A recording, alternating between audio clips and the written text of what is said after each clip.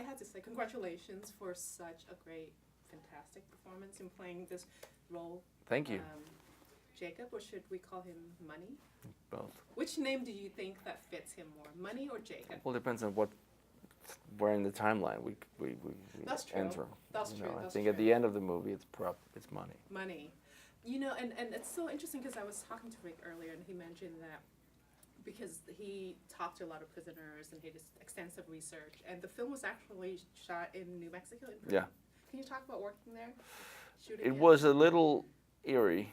In what way? I mean, it was an amazing place. It was a real prison.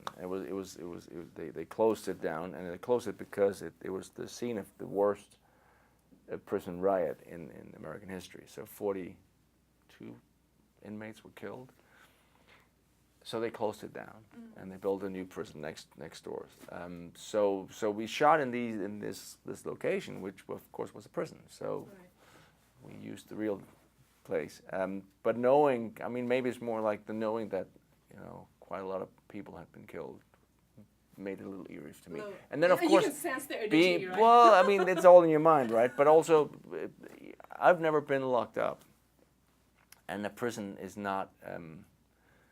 It's not a nice place. It shouldn't be a nice place, but it's not a nice place. And especially what it does to, it can damage people's mental state over a period of time. Of course. And that's what it, did to Money is. And I feel like he's such a smart dude, though. He's clear. He's very smart, and clever. he's very resourceful, and doing research. I met a guy who'd been a shot caller together with Rick. And this guy had kind of had a similar journey, gone into prison when he was 19 or 20. He'd stolen some cars. He'd done stupid stuff, non-violent. When he comes into this a Shark Tank, and he just has to survive, and he kind of follows the path, and he learns violence, and he joins up with the gang, and slowly he makes his way to becoming a shot caller. And it was just fascinating because he was so smart. And he was so clever, and he just happened to fall into. He just, made some mistakes. You're 19. I know when you're 19, you think you know it all, and you're grown up. But now, when you're 19, you're still. Your testosterone's still like. Yeah, and you're still you're in many ways you're also still just a big kid, right? And I asked him about all these things. I said, "So you're joining up with this gang? Why this? Do you believe in the ideology of white supremacists? Is that?" And he said, no, it's nothing to do with that.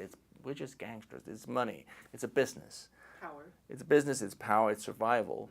And I said, what about all these tats and all that? And he said, well, that's just to scare you. And that's your look. Yeah. And I said, well, it works. I get it. And you look at the Mexican gangs. They're the same. They're tatted up, and it's scary. It's basically telling you back off. Oh, I'll mess with you. So it was just fascinating meeting someone who traveled who had that similar journey, and also you can be as smart as there are some very, very smart people, resourceful, and you see what they build, what they can do in there. It's surprising, and that's where you go. We could do. I think we should do better when it comes to how we lock people up and how we work on the rehabilitation, because at the end of the day they're coming out into society, and if they're completely traumatized, it's going to be very hard to re-enter, and that is today is a huge problem. It is just we're wasting our resources. That's true. Great movie, great job. Thank Love you. you in GOT. Of course, you hear it like a million times, but okay. Great job in Shot Caller, and thank you so much for talking. Thank you so much for coming. Good luck to everything.